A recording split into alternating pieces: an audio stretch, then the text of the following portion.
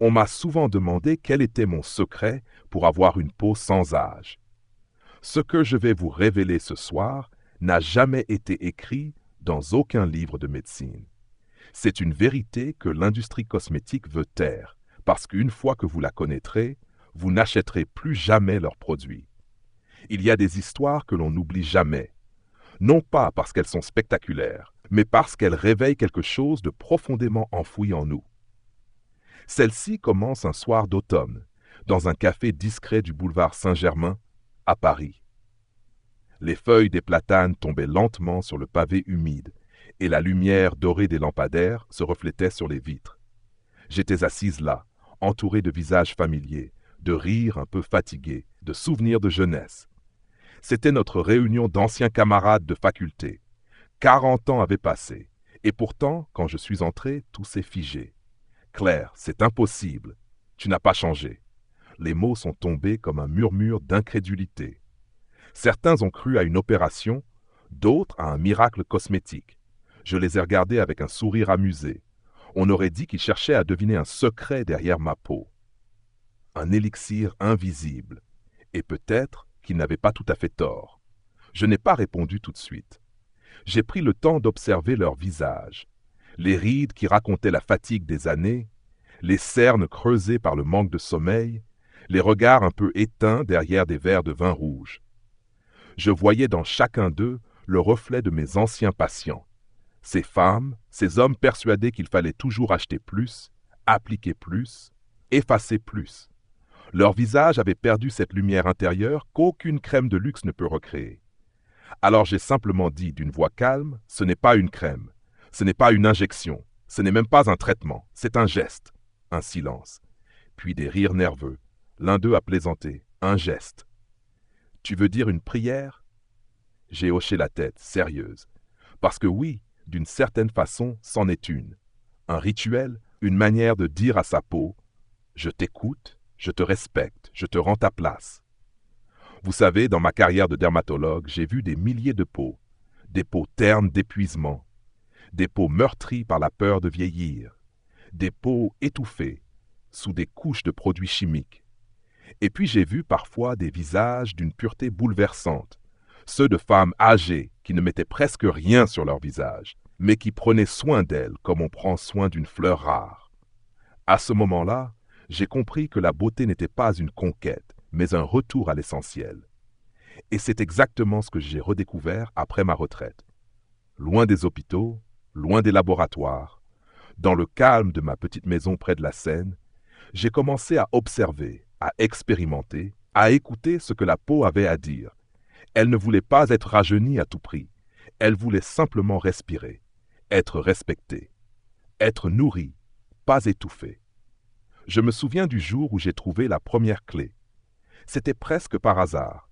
Une matinée d'hiver, j'avais oublié mon nettoyant habituel. Il ne me restait qu'un pot de miel dans la cuisine. J'ai souri à ma propre absurdité, puis j'ai tenté l'expérience. 3 minutes plus tard, quand j'ai rincé, j'ai senti quelque chose que je n'avais jamais ressenti en 40 ans de pratique. Une peau vivante. Non pas propre, non pas décapée, mais douce, apaisée, lumineuse. Comme si elle respirait pour la première fois. Depuis ce jour, tout a changé. J'ai compris que la peau, comme le cœur, a besoin de tendresse, pas de violence. Qu'il faut lui parler avec douceur, pas la contraindre avec des produits agressifs. J'ai découvert 3 gestes simples. 3 secrets que j'ai longtemps gardés pour mes patientes les plus fidèles. Et ce soir, j'ai décidé de vous les révéler. Pas parce que ce sont des astuces miracles, mais parce qu'ils peuvent changer votre relation avec votre reflet. Mais avant de vous les confier, je veux que vous compreniez une chose. Tout ce que l'on vous a appris sur les soins de la peau est presque entièrement faux. On vous a fait croire qu'il fallait tout effacer pour être belle. On vous a appris à vous battre contre le temps, alors qu'il suffit parfois de marcher à ses côtés. On vous a convaincu que la jeunesse se trouve dans un pot, alors qu'elle dort déjà sous votre peau, attendant seulement qu'on la réveille. Vous pensez que c'est impossible. Je comprends. C'est ce que pensaient mes amis ce soir-là, avant que je leur montre les photos, avant qu'ils touchent ma peau et sentent cette douceur qu'aucun produit chimique ne peut imiter. Certains ont pleuré. D'autres ont ri nerveusement. Tous ont demandé la même chose. Claire, comment fais-tu? C'est alors que j'ai décidé de parler, parce que je crois que le vrai luxe, aujourd'hui, c'est de connaître la vérité, de se libérer du mensonge des industries, du diktat des tendances. Le luxe, c'est la connaissance, et je veux que vous l'ayez. Alors, si vous êtes prêt à entendre ce que personne n'ose dire dans le monde de la cosmétique, restez avec moi jusqu'à la fin de cette vidéo. Je vais tout vous révéler. Les erreurs que vous faites sans le savoir, les gestes qui détruisent votre peau, et surtout, ces 3 secrets naturels, simples, gratuits, que vous pourrez commencer dès demain matin.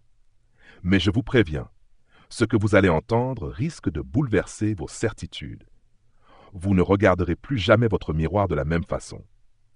Avant de continuer, si cette histoire vous intrigue déjà, abonnez-vous à la chaîne, c'est gratuit, et cela me donne la force de partager encore plus de vérités, plus de découvertes, plus d'histoires comme celle-ci.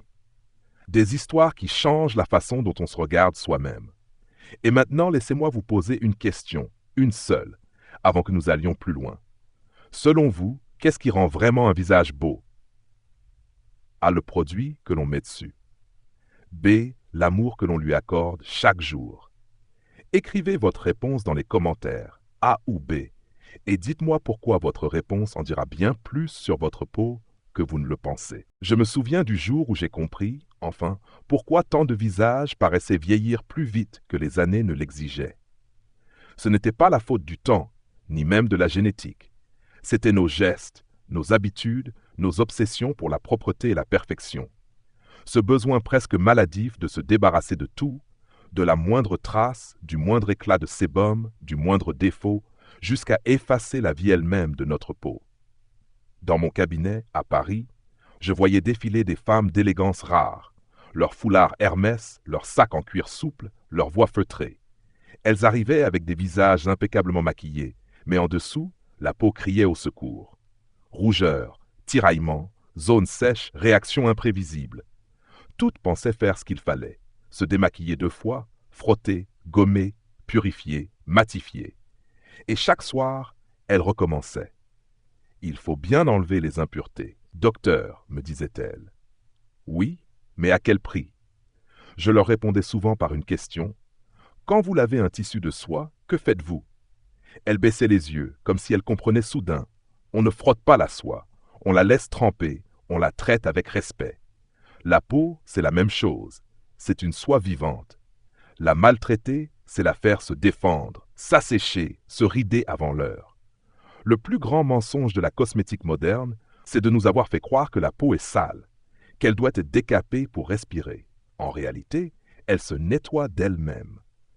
Elle possède un mécanisme d'équilibre fascinant, un film invisible appelé le manteau acide, un mélange subtil de sébum, de sueur et de micro-organismes bienveillants qui protègent contre les agressions extérieures. Mais chaque fois qu'on le détruit, la peau panique. Elle produit plus de sébum, plus d'inflammation, plus de désordre. Et alors on croit qu'il faut nettoyer encore davantage. C'est un cercle vicieux, une spirale d'épuisement. Je me souviens d'une jeune femme, Élise, 38 ans, cadre dans la finance. Elle venait me voir pour des rougeurs persistantes. J'ai tout essayé, docteur. Des nettoyants doux, des crèmes sans parfum, des sérums apaisants. Rien ne marche. Quand je lui ai demandé combien de fois elle se lavait le visage par jour, elle a répondu fièrement. 3 fois, parfois 4, selon le maquillage. Elle croyait bien faire. Je lui ai proposé d'arrêter tout. Pendant 1 semaine, juste de l'eau tiède, rien d'autre. La panique s'est lue dans ses yeux. « Mais ma peau va devenir grasse », m'a-t-elle dit. 1 semaine plus tard, elle est revenue stupéfaite.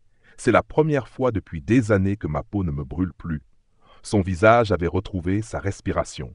Je crois profondément que nous avons oublié d'écouter notre peau. Nous lui imposons des produits au nom de la pureté, alors qu'elle ne réclame que la paix. L'eau brûlante du matin, ce choc thermique brutal, détruit le film lipidique, comme un vent glacé arrache les feuilles d'un arbre. Les nettoyants trop puissants font plus de mal que de bien. Et ces gommages mécaniques, ces grains qu'on frotte avec enthousiasme, sont comme des couteaux minuscules qui rayent la surface fragile du visage. Ce que nous appelons soin ressemble souvent à une bataille. Et si la beauté commençait par la réconciliation? Si, au lieu de lutter contre notre peau, nous apprenions à l'accompagner? J'ai vu des visages renaître simplement parce qu'on leur avait rendu le droit d'être vivants. Il faut comprendre que la peau est une intelligence silencieuse. Elle parle en rougeur, en tiraillement, en brillance, en démangeaison. Chaque signal est un mot qu'elle nous adresse. Mais nous ne l'écoutons plus. Nous voulons la contrôler, la forcer, la normaliser. Or, plus nous essayons de la dompter, plus elle se rebelle. La peau n'est pas un ennemi à dominer. C'est un organe loyal qui se bat pour nous protéger, même quand nous la blessons sans le vouloir. Les Françaises ont une culture du rituel, presque poétique. Un bain chaud, un parfum léger, un soin appliqué devant le miroir avec un soupir. Ce rapport au corps est beau, mais parfois piégé. Derrière le raffinement, il y a la peur. Peur de vieillir, peur de ne plus plaire, peur de perdre la lumière du regard des autres. Cette peur pousse à en faire trop. À croire que la perfection se trouve dans le geste de plus. Pourtant, c'est souvent le geste de moins qui sauve la peau. Il existe une image que j'aime utiliser pour expliquer cela. Imaginez un jardin. La peau, c'est ce jardin. Si chaque jour vous arrachez les mauvaises herbes avec brutalité, si vous creusez la terre jusqu'à détruire ses racines, rien ne poussera. Mais si vous arrosez doucement, si vous laissez le sol respirer, si vous respectez son rythme, il refleurira. Notre visage est ce jardin, et chaque produit agressif, chaque rinçage à l'eau trop chaude, chaque gommage impatient est une pelle qui blesse la terre au lieu de la nourrir. Je ne dis pas qu'il faut renoncer à la propreté, ni vivre dans le désordre cutané, je dis simplement qu'il faut redonner du sens au mot soin. Le soin, ce n'est pas effacer, c'est préserver. Ce n'est pas masquer, c'est protéger. Ce n'est pas punir, c'est écouter. Les erreurs que nous commettons ne viennent pas d'un manque de volonté, mais d'un excès de peur. On nous a répété que le vieillissement était un ennemi à combattre, que chaque ride était une défaite. Alors, nous nous sommes armés de produits, de routines, de promesses en flacons. Nous avons oublié que la peau vieillit aussi pour nous défendre, qu'elle cicatrise, s'adapte, répare. Ce que nous appelons imperfection est souvent un signe de vitalité. Le plus grand paradoxe, c'est que plus nous cherchons la jeunesse à coups de nettoyage et de soins agressifs, plus nous la perdons vite, parce que la peau n'a pas besoin d'être purifiée. Elle a besoin d'être comprise. C'est pour cela que je dis toujours, la peau ne vieillit pas par le temps, elle vieillit par la peur. Si vous voulez vraiment préserver votre beauté, commencez par ralentir. Le matin, touchez votre visage avec gratitude, non avec inquiétude. Rincez-le à l'eau tiède, comme on caresse un souvenir. Regardez-le dans le miroir, non pas pour chercher un défaut, mais pour reconnaître ce qu'il protège. Votre histoire, vos émotions, vos sourires passés. C'est là que commence la véritable jeunesse, dans le regard que vous portez sur vous-même, avant même d'appliquer quoi que ce soit. Parce qu'une peau respectée, c'est une peau qui répond. Une peau qu'on brutalise finit par se taire. Une peau qu'on écoute, elle, recommence à parler, à briller, à vivre. Et si le secret de la beauté n'était pas dans ce qu'on ajoute, mais dans ce qu'on arrête? Il y a un moment dans la vie où l'on cesse de chercher des miracles dans les vitrines et où l'on commence à les découvrir dans les gestes les plus simples. C'est ce qui m'est arrivé après 40 ans de pratique médicale, après avoir vu défiler des milliers de visages et d'âmes, après avoir entendu les mêmes plaintes.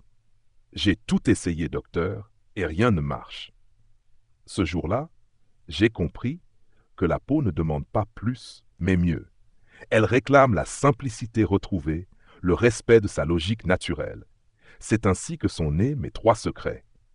3 rituels si élémentaires qu'ils paraissent presque naïfs, mais qui ont transformé les peaux les plus fatiguées, les plus maltraitées, les plus désespérées. Le premier, je l'appelle le baiser du miel. Le miel est une matière vivante, une alchimie entre le travail de l'abeille et la patience du temps. C'est une substance qui nourrit la vie, pas qui la recouvre. Ce que la plupart des gens ignorent, c'est que le miel a une capacité exceptionnelle à retenir l'eau. Une simple cuillère de miel peut attirer jusqu'à 20 fois son poids en humidité. Quand vous l'appliquez sur la peau, c'est comme si vous lui rendiez la rosée du matin qu'elle avait perdue. Je dis souvent à mes patientes, il faut traiter son visage comme un jardin. Le miel, C'est cette pluie fine et tiède qui pénètre lentement la terre et lui redonne force. Le matin, après avoir légèrement humidifié votre peau à l'eau tiède, appliquez une fine couche de miel sur tout le visage. Pas plus qu'une noisette. Trop de miel et la peau se sentira étouffée. Laissez-le agir 3 minutes, le temps d'un souffle, d'un souvenir, d'une pensée douce. Puis rincez sans frotter, sans savon, juste avec vos mains. Au fil des jours, la peau s'adoucit. Elle cesse de tirer, elle reprend vie. Au bout de 3 semaines, le changement est visible. Le teint devient soyeux, les rides s'assouplissent, les pores semblent se resserrer. Ce n'est pas un miracle, c'est la nature qui se réveille. Le second secret, c'est l'huile de coco, le trésor venu du soleil. Elle a accompagné mes patientes les plus âgées, celles qui souffraient de sécheresse chronique, de tiraillement, de cette sensation de peau qui ne leur appartenait plus. J'aime dire que le soir, l'huile de coco doit remplacer la peur, car le soir, c'est le moment où nous nous jugeons le plus, devant le miroir, sous la lumière artificielle, à la fin d'une journée de fatigue. C'est aussi le moment où la peau a le plus besoin de tendresse. L'huile de coco vierge contient un acide qu'on trouve aussi dans le lait maternel. L'acide laurique. Il agit comme un garde du corps invisible. Il combat les bactéries nuisibles, calme les inflammations, renforce la barrière cutanée. Et la vitamine E qu'elle renferme agit comme un bouclier contre le stress oxydatif, cette usure silencieuse qui ronge la jeunesse de l'intérieur. Lorsque vous la réchauffez entre vos paumes, son parfum évoque la chaleur, la douceur, l'abandon. Vous massez alors votre visage lentement, sans chercher à nettoyer, mais à apaiser. L'huile dissout le maquillage, les particules, la poussière, mais elle le fait sans violence. Elle ne vole rien à la peau. Elle lui rend ce qu'elle avait perdu, la confiance. Et ce que peu de gens savent, c'est que cette huile n'est pas réservée au visage. Vous pouvez l'étendre sur le cou, les mains, les bras, toutes ces zones que le temps oublie, mais que les autres voient. Sur le contour des yeux, elle remplace les crèmes hors de prix. Sur le cou, elle efface la rigidité de la peau. Sur les genoux et les coudes, elle rend la douceur qu'on croyait disparue. C'est un remède d'humilité, simple, accessible, mais infiniment généreux. Le troisième secret, le plus méconnu, c'est le vinaigre de cidre. Beaucoup reculent en entendant ce mot. Du vinaigre, docteur. Vous êtes sûr? Oui, j'en suis sûr.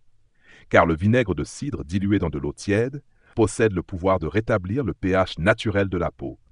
La plupart des savons, des nettoyants, des mousses sont alcalins. Or, la peau, elle, vit dans un environnement légèrement acide. Cet équilibre est sa signature biologique. Quand il est rompu, la peau se dessèche, s'irrite, se rebelle. Une simple lotion au vinaigre de cidre rétablit cet équilibre fragile. Une cuillère à soupe dans un grand bol d'eau tiède suffit. Pas plus. Vous trempez vos mains, puis vous éclaboussez votre visage avec cette eau parfumée, sans jamais frotter. 10 secondes, pas davantage.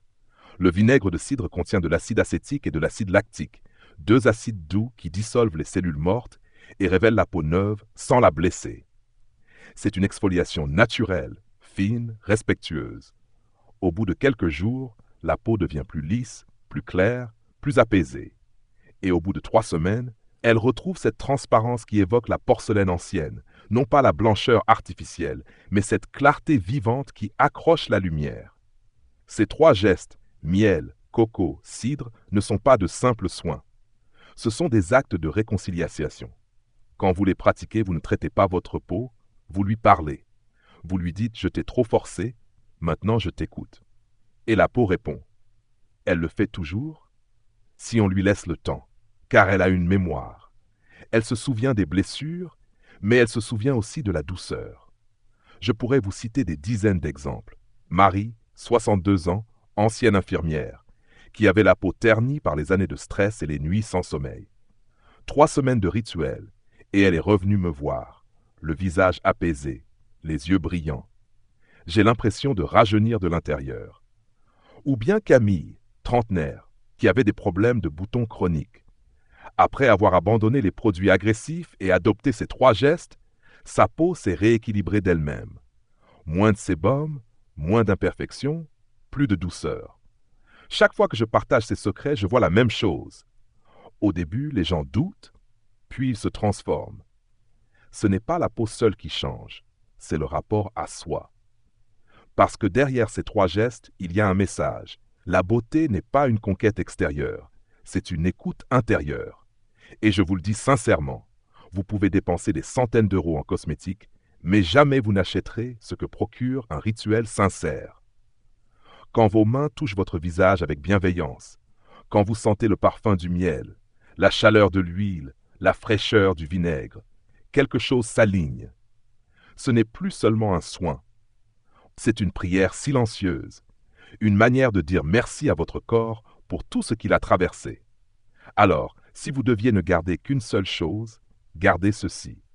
Les peaux les plus jeunes ne sont pas celles qui brillent le plus, mais celles qui respirent librement. Et la liberté commence souvent par 3 gestes simples, nés non pas dans les laboratoires, mais dans la cuisine. Là où la nature parle encore un langage que nous comprenons sans effort. C'est dans cette simplicité que réside la vraie élégance. Celle qui ne s'achète pas, celle qui se vit chaque matin devant le miroir, avec le sourire doux de ceux qui ont enfin fait la paix avec leur peau. On m'a souvent demandé, « Claire, pourquoi parlez-vous autant de la peau alors que vous finissez toujours par parler du corps, de l'esprit, du sommeil, de la nourriture ?» Je souris chaque fois à cette question parce qu'elle contient la réponse sans le savoir. La peau n'est pas une simple surface, elle est un miroir. Tout ce que nous vivons à l'intérieur finit par s'y refléter. Elle révèle la fatigue, la colère, la peur, mais aussi la paix, la tendresse, la vitalité. La beauté véritable n'est jamais uniquement cosmétique. Elle naît d'un équilibre intime entre ce que nous mettons sur nous et ce que nous laissons entrer en nous. C'est en observant mes patients que j'ai compris cela. J'avais remarqué que certaines peaux restaient lumineuses malgré l'âge, sans traitement, sans artifice. Je leur demandais alors, « Que mangez-vous? Comment dormez-vous? Comment respirez-vous ?» Et très souvent, les réponses étaient simples, presque banales. Des repas faits maison, peu de stress, des nuits paisibles. L'éclat du visage est le reflet de la paix intérieure. Nous vivons dans un monde qui veut tout réparer de l'extérieur. On injecte, on recouvre, on corrige. Mais ce qu'on oublie, c'est que la peau est un organe vivant, nourri par le sang, irrigué par la respiration, soutenu par le sommeil. Une peau terne, c'est souvent un corps fatigué. Une peau sèche, c'est parfois un foie surchargé. Une peau irritée, c'est un système nerveux épuisé. Quand on soigne l'intérieur, le visage s'éclaire de lui-même. L'alimentation est notre premier cosmétique. C'est elle qui fournit à la peau les matériaux nécessaires à sa réparation. Les rides, les taches, la perte d'élasticité ne sont pas des fatalités. Elles traduisent une carence en nutriments, un ralentissement du renouvellement cellulaire. Or, il existe des aliments capables de redonner à la peau sa jeunesse naturelle. Je les appelle les 3 piliers de la beauté vivante. Le premier, c'est le collagène, et sa source la plus inattendue, les pâtes de poulet. Oui, vous avez bien entendu, ce plat que nos grands-mères cuisinaient dans un bouillon clair en pensant plus à la santé qu'à la beauté. Ces petits os, ces tendons et cartilages contiennent des protéines formidables qui reconstruisent la structure de la peau. C'est le squelette invisible du visage. Quand on le nourrit, la peau cesse de s'affaisser, les joues reprennent de la densité, les rides s'adoucissent. Un bouillon de volaille préparé lentement, avec des herbes, un peu d'ail, un trait de vinaigre pour extraire les minéraux, est un élixir puissant que bien des crèmes luxueuses. Le deuxième pilier, c'est la viande bouillie, la viande simple, sans excès de graisse ni de sauce. Le pot-au-feu, plat mythique de la cuisine française, en est l'exemple parfait. Riche en protéines et en vitamine B, il nourrit le derme, la couche profonde de la peau. Une peau sans protéines, c'est une toile sans trame. Elle se relâche, se déchire. La chair se vide de sa substance. En mangeant mieux, on restaure ce que les cosmétiques ne peuvent qu'imiter. Le troisième pilier, c'est la mer. Les poissons gras, le saumon, le maquereau, la sardine sont des trésors de jeunesse. Leurs acides gras oméga 3 sont des anti-inflammatoires naturels.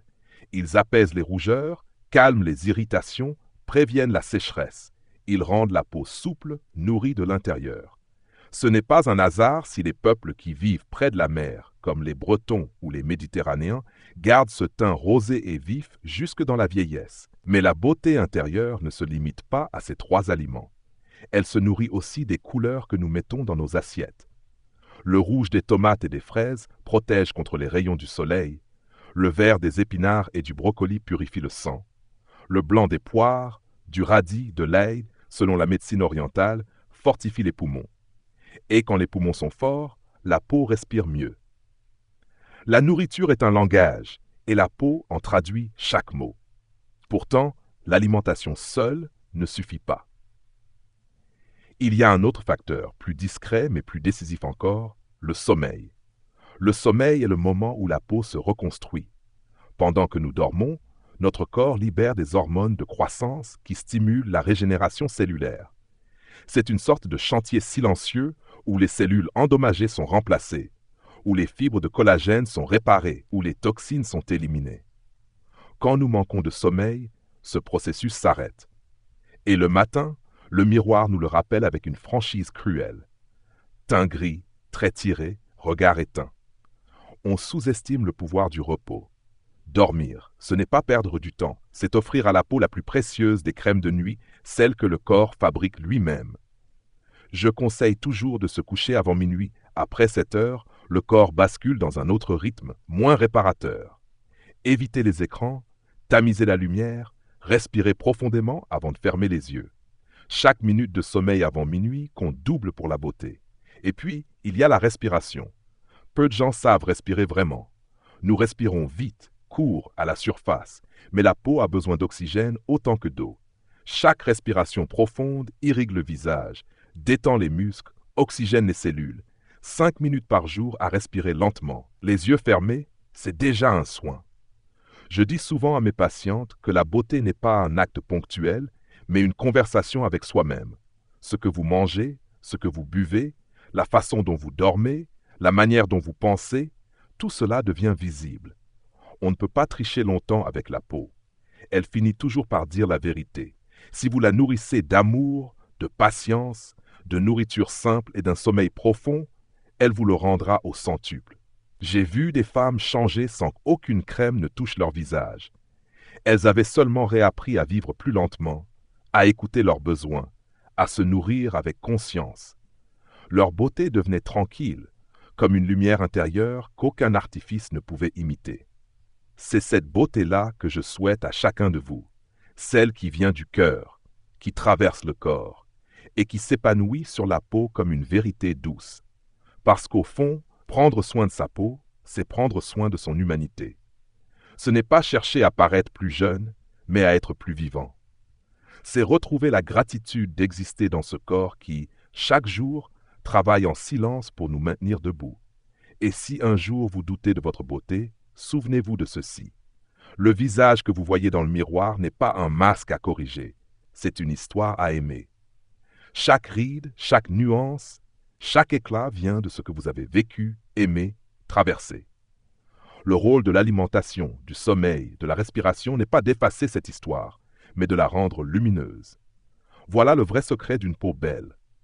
Elle raconte au lieu de cacher. Il y a quelque chose de bouleversant dans le moment où l'on cesse de vouloir se transformer pour simplement se retrouver. Quand je repense à toutes ces années passées à observer les visages jeunes, vieux, tendus, apaisés, je comprends aujourd'hui que la beauté n'a jamais été une question de technique, mais de regard. Ce n'est pas la peau qui vieillit le plus vite, c'est la façon dont on se regarde. C'est ce jugement silencieux, cette comparaison constante, cette peur de ne plus être assez. Tant que ce regard-là reste dur, aucune crème, aucun aliment, aucune nuit de sommeil ne suffira à nous rendre la lumière. La jeunesse véritable commence le jour où l'on apprend à se voir avec tendresse. Dans ma pratique, j'ai souvent entendu des femmes me dire « Docteur, je voudrais retrouver la peau de mes 20 ans. » Je leur répondais toujours « Ce que vous cherchez, ce n'est pas la peau, c'est le sentiment que vous aviez à cet âge-là, celui d'être vivante. Et ce sentiment, personne ne peut vous l'enlever. Il dort encore sous la surface. Il suffit de savoir l'appeler. Le soin de la peau, dans le fond, n'est qu'un prétexte pour revenir à soi. Chaque geste, chaque massage, chaque rituel est une manière de renouer avec le respect de sa propre existence. Je dis souvent que se laver le visage, c'est un acte de gratitude. Quand on passe ses mains sur sa peau le matin, On remercie son corps d'avoir traversé la nuit. Quand on se masse le soir, on lui dit merci pour la journée écoulée. Ce sont des gestes minuscules, presque invisibles, mais ils construisent une paix intérieure que rien ne peut acheter. On pense que la beauté se fabrique avec de la science, alors qu'elle naît avec la conscience. Le vrai luxe aujourd'hui, c'est la régularité. Pas celle des horaires rigides, mais celle de la fidélité envers soi-même. Faire un geste simple chaque jour, sans chercher un résultat immédiat, c'est un acte de confiance. C'est dire à son corps « Je ne t'abandonne pas, je ne te juge pas, je t'accompagne ». La peau, comme un enfant, s'épanouit dans la sécurité. Donnez-lui cette sécurité et elle s'ouvrira. La constance, la douceur, la patience. Voilà les 3 vertus que l'industrie cosmétique a oubliées, trop occupée à promettre l'immédiat. Nous vivons dans une époque de vitesse et d'impatience. On veut tout de suite. Des résultats visibles, des miracles en 3 jours. Mais la peau n'obéit pas à nos caprices. Elle a le rythme du vivant. Elle suit les saisons, les émotions, le temps intérieur. La forcer, c'est la blesser. La respecter, c'est entrer dans une danse avec soi-même. Le soin devient alors un langage silencieux. Chaque caresse, chaque pause devient une phrase de douceur. Et c'est ce langage-là, plus que n'importe quel produit, qui fait naître la lumière sur le visage. Je me souviens d'une femme nommée Hélène, 70 ans, ancienne danseuse. Elle m'avait dit un jour « J'ai arrêté de vouloir paraître jeune docteur. Maintenant, je veux paraître vivante. » Et son visage, ridé mais rayonnant, prouvait qu'elle avait compris avant tout le monde. La jeunesse, ce n'est pas l'absence de rides, c'est la présence d'éclat. C'est ce mélange subtil de force et de paix. Ce regard clair qui dit « J'ai vécu, j'ai aimé et je continue ». La peau, quand on l'écoute, devient le plus fidèle des miroirs. Elle nous montre nos excès, nos manques, nos émotions. Elle rougit quand on s'emporte, elle pâlit quand on a peur, elle se tend quand on résiste. Mais quand on se réconcilie, elle s'adoucit, elle reflète la paix retrouvée. C'est pourquoi je crois que la beauté n'est pas dans la perfection des traits, mais dans la cohérence entre ce qu'on vit et ce qu'on montre. Une peau en harmonie avec l'âme devient naturellement belle. Beaucoup pensent que prendre soin de soi est un geste égoïste. C'est tout le contraire. Prendre soin de soi, c'est préserver sa lumière pour mieux la partager. Une femme qui s'aime éclaire son entourage. Son visage apaise, son regard inspire, sa présence rassure. Ce n'est pas un hasard si les personnes bienveillantes semblent toujours plus belles. La beauté et la bonté se nourrissent l'une de l'autre. Elles ne se maquillent pas, elles se cultivent. Je me rappelle encore d'une phrase que m'avait dite mon professeur de dermatologie il y a des décennies. Le visage est la seule partie du corps qu'on ne peut pas cacher sans trahir son humanité. J'y pense souvent, parce que c'est vrai. Le visage, c'est la carte du monde intérieur. Il porte nos fatigues, nos joies, nos peurs. Le couvrir, le figer, le transformer à outrance, c'est risquer de perdre le lien entre ce que nous sommes et ce que nous montrons. Le soin de la peau, tel que je le conçois aujourd'hui, n'est pas une quête de perfection, mais une promesse de sincérité. Le vrai luxe, c'est la liberté. La liberté de se montrer sans peur, sans maquillage, sans masque, d'assumer le temps qui passe non comme une menace, mais comme un témoin.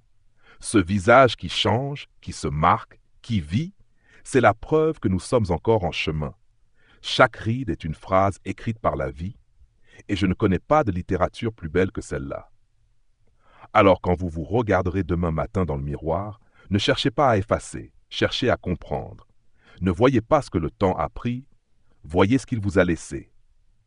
La douceur de la patience, la lumière de la sagesse, la profondeur du regard. C'est cela la véritable jeunesse, celle que rien ni personne ne peut vous voler. Je terminerai par une conviction que j'aimerais graver dans le cœur de chaque femme et de chaque homme. Votre peau ne vous trahit pas, elle vous raconte. Et ce qu'elle raconte n'est pas la fin de la beauté, mais le début de la vérité. Si vous la traitez avec respect, si vous l'écoutez avec bienveillance, elle deviendra votre plus bel allié. Elle ne cherchera plus à vous rattraper, elle avancera avec vous. Ce soir, quand vous poserez vos mains sur votre visage, souvenez-vous, ce n'est pas un geste banal, c'est un acte de gratitude, une manière de dire merci pour tout ce que vous avez traversé. Et demain, quand vous recommencerez, souvenez-vous que ce simple rituel, répété chaque jour, a plus de pouvoir qu'un millier de promesses commerciales. Parce que le secret n'est pas dans ce qu'on applique, mais dans la conscience avec laquelle on le fait. Et peut-être qu'alors, un matin, sans même vous en rendre compte, vous verrez votre reflet différemment. Vous ne verrez plus vos rides comme des frontières, mais comme des chemins. Vous ne verrez plus votre âge comme une perte, mais comme une lumière. Et vous saurez, sans qu'on ait besoin de vous le dire, que vous êtes belle, que vous êtes vivant, et que tout ce que vous cherchiez était déjà là, juste sous votre peau, depuis toujours. Tout ce voyage à travers la peau n'a jamais vraiment été une leçon de dermatologie, mais une exploration beaucoup plus vaste, celle de la relation que nous entretenons avec nous-mêmes. En parlant de miel, d'huile de coco, de vinaigre, d'alimentation et de sommeil, j'ai voulu parler en réalité d'attention, de lenteur, d'amour, parce que la peau est le premier témoin de notre manière de vivre. Elle garde la mémoire des nuits blanches, des peurs silencieuses, mais aussi des rires, des baisers et des gestes de douceur. Chaque ride, chaque ombre, chaque éclat est une trace de notre humanité. La beauté n'est pas un état figé, mais une vibration, celle d'un être en harmonie avec lui-même. Si j'ai appris quelque chose en 40 ans d'expérience, c'est que le soin du visage ne commence jamais dans la salle de bain, mais dans la tête et dans le cœur. On peut acheter les produits les plus chers, mais si l'on continue à se regarder avec sévérité, rien ne changera vraiment. La peau ne s'apaise que lorsqu'on se pardonne. Elle s'illumine quand on arrête de se comparer. Elle s'épanouit quand on la traite comme une amie, pas comme une ennemie à corriger. Dans cette époque où tout va trop vite, où le moindre défaut semble intolérable, il est urgent de réapprendre la lenteur. Le soin du matin et du soir doit devenir un moment de silence, un espace de gratitude. On se lave le visage comme on nettoie l'âme du bruit du monde. Ce simple rituel, répété jour après jour, peut transformer non seulement la peau, mais la vie entière. Il nous rappelle que prendre soin de soi n'est pas un luxe, mais un devoir de tendresse envers l'être humain que nous sommes. Nous passons tant de temps à vouloir plaire aux autres que nous oublions l'essentiel. La beauté commence le jour où l'on cesse de se fuir. Elle n'a rien à voir avec la jeunesse ni avec la perfection. Elle réside dans la paix qu'on ressent quand on se dit face au miroir « Je suis exactement comme je dois être aujourd'hui ». Et c'est dans ce moment-là, discret, sincère, que la lumière renaît. La leçon que l'on peut en tirer, c'est que tout ce que nous cherchons à l'extérieur, l'amour, la reconnaissance, la sérénité, commence par un regard bienveillant sur soi. Prendre soin de sa peau, c'est apprendre à s'aimer sans condition. C'est aussi une manière de dire à son corps « Merci de m'avoir accompagné jusqu'ici ». Pour l'appliquer dans la vie quotidienne, il faut commencer petit, ralentir chaque matin, respirer profondément avant de se laver le visage, savourer les gestes simples, manger avec conscience, dormir avec respect, sourire avec gratitude. Ces petites fidélités envers soi finissent par bâtir une beauté que le temps ne peut pas effacer, la beauté de la présence. Et maintenant, j'aimerais vous poser une question toute simple. Selon vous, qu'est-ce qui rend une personne vraiment belle? A son apparence. B, son énergie intérieure. Écrivez votre réponse dans les commentaires ci-dessous, dites-moi pourquoi, et lisons ensemble vos avis. Votre regard peut inspirer quelqu'un d'autre aujourd'hui. Si cette série vous a touché ou apporté un peu de lumière, abonnez-vous à la chaîne pour ne rien manquer des prochaines histoires. Et si vous souhaitez soutenir ce travail, vous pouvez faire un petit don pour aider la chaîne à continuer à partager des messages qui soignent le corps et le cœur. Merci de tout cœur pour votre présence, votre écoute et votre confiance. À très bientôt pour une nouvelle histoire.